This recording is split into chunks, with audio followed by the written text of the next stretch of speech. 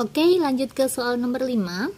Putri lahir tanggal 1 Desember 1984 dan Andika lahir 1 Desember 1998.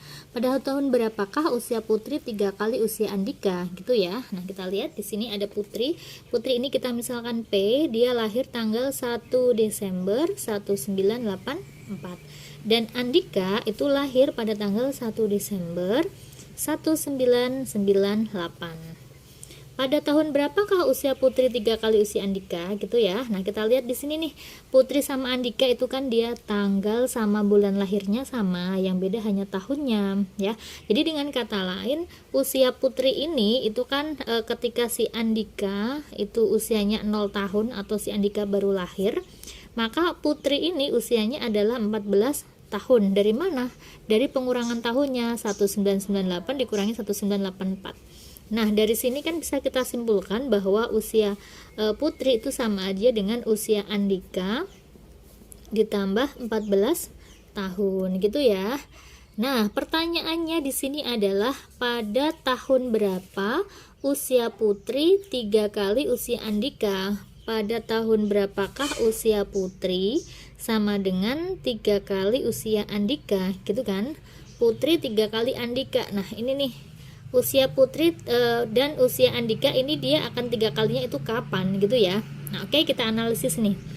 Usia Putri itu usia Andika tambah 14 tahun.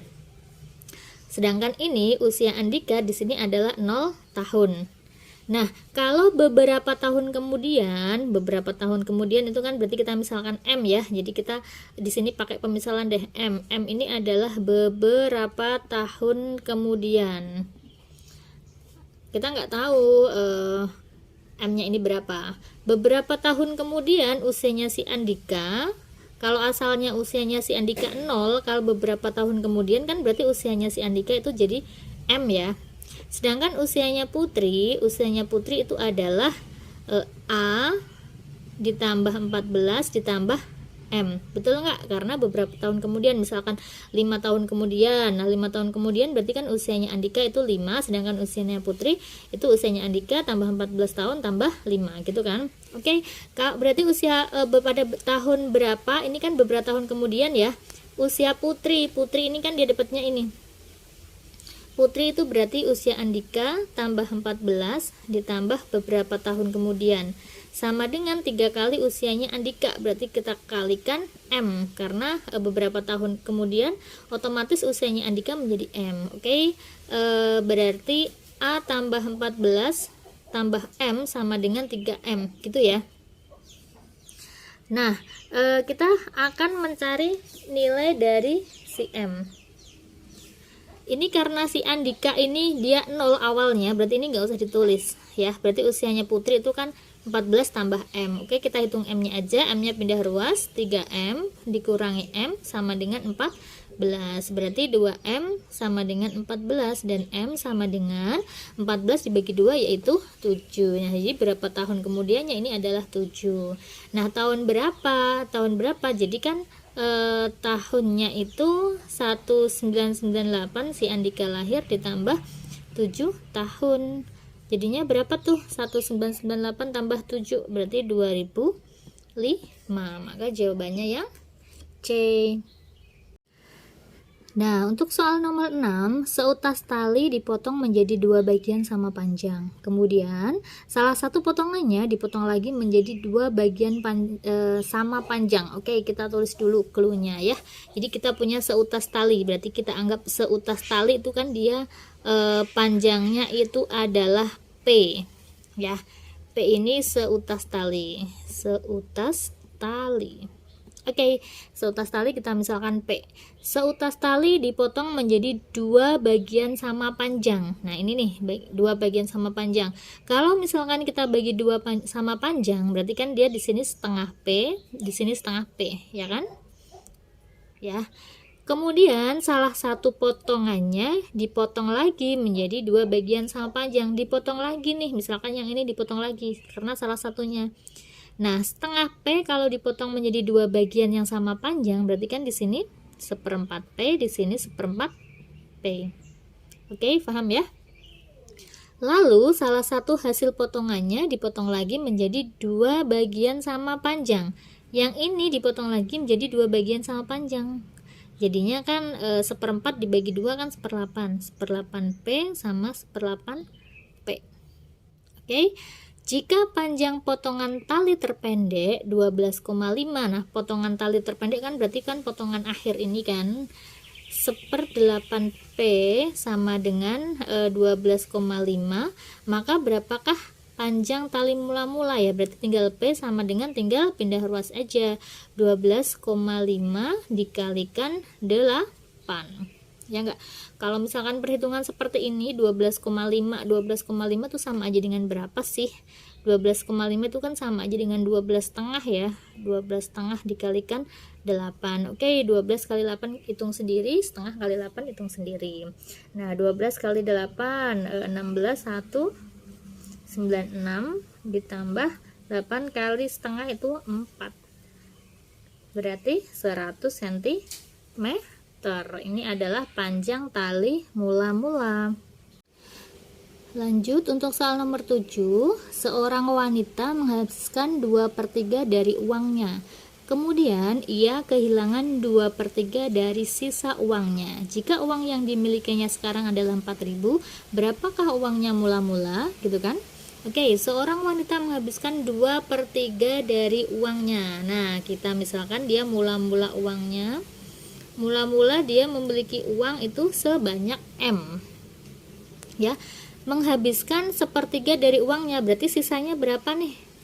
Sisanya itu mula-mula dia punya uang M, kemudian dihabiskan 1/3 dari uangnya, berarti bukan 1/3 ya, 2/3 ya.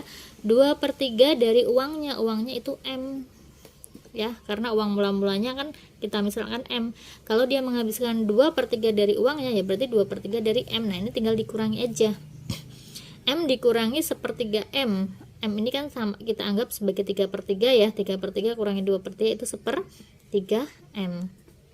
Kemudian ia kehilangan 2/3 dari sisa uangnya. Kehilangan 2/3 dari sisa uangnya. Sisa uangnya itu kan tadi 1/3 M ya. Jadi sisanya ini 1/3 M itu dia kehilangan, berarti dia dikurangi 2/3 dari siapa? Dari sisanya kan ini, berarti 2/3 dari 1/3 M. Nah, udah tinggal kita hitung aja, berarti ini 1/3 M dikurangi, ini dikalikan nih, 2 kali 1 2/9 M. Nah, kalau seperti ini kan tinggal kalian samakan penyebutnya supaya mudah dikurangi ya. Kalau ini 9 berarti ini buat 9, supaya jadi 9 berarti kan kalikan 3 nih, atas kalikan 3 bawah kalikan 3, berarti 3/9 M dikurangi 2/9 M, jadinya 1/9 M.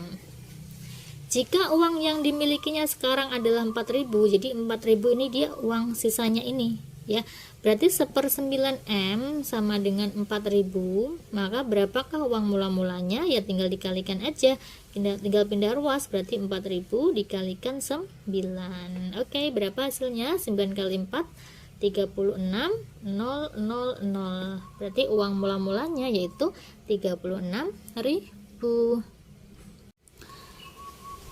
Nomor 8, jika X sama dengan N kuadrat plus 1 dan Y sama dengan N pangkat 3 dengan N merupakan bilangan bulat. Bilangan bulat tahu kan? Bilangan bulat itu kan berarti ada yang positif, ada yang negatif. Bilangan bulat itu misalkan 1, 2, 3, negatif 1, negatif 2, negatif 3 gitu ya. Nah, ini ada pernyataan, ada X sama Y. X sama dengan N kuadrat tambah 1. Sedangkan Y sama dengan N pangkat 3. Kan di sini kan N-nya ini kan karena dia bilangan bulat, berarti kan ada dua kemungkinan. Kemungkinan pertama, kalau N-nya itu negatif. Kalau N-nya negatif, berarti kan Y-nya berapa nih? Y-nya berarti negatif dipangkatin 3 hasilnya juga negatif.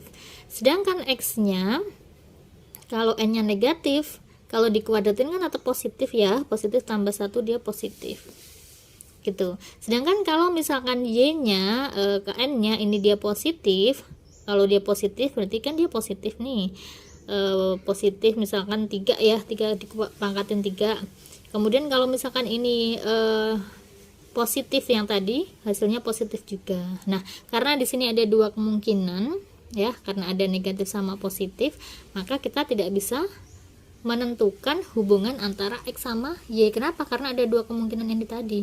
Kalau misalkan dia pakai negatif, maka Y-nya negatif, X-nya positif, otomatis si X-nya lebih besar dari Y. Kalau misalkan pakai yang positif, belum tentu juga ya kan. Kalau pakai yang positif berarti kan otomatis nanti ini si Y-nya lebih besar gitu ya, karena ada dua kemungkinan, maka jawaban yang sesuai yaitu yang di hubungan X dan Y tidak dapat ditentukan. Lanjut untuk soal nomor 9, jika X sama dengan 386 dikurangi 386 per 2, Y sama dengan 386 per 2, maka nah kita lihat nih, X nya itu kan 386, ini 386 per 2, 386 per 2 berarti kan separuhnya dari dia. Nah kalau misalkan kita anggap X nya ini 1, berarti kan 1 dikurangi separuhnya dia, dikurangi setengah kan dia setengah ya. Berarti kalau ini 1, ini setengah, nah ini kan dia setengah, separohnya, ya enggak? Atau kalau misalkan kita hitung ya, 386 dikurangi 386 per 2, berarti X itu kan hasilnya 386 per 2 ya. Karena Y nya juga 386 per 2, maka X itu sama dengan Y.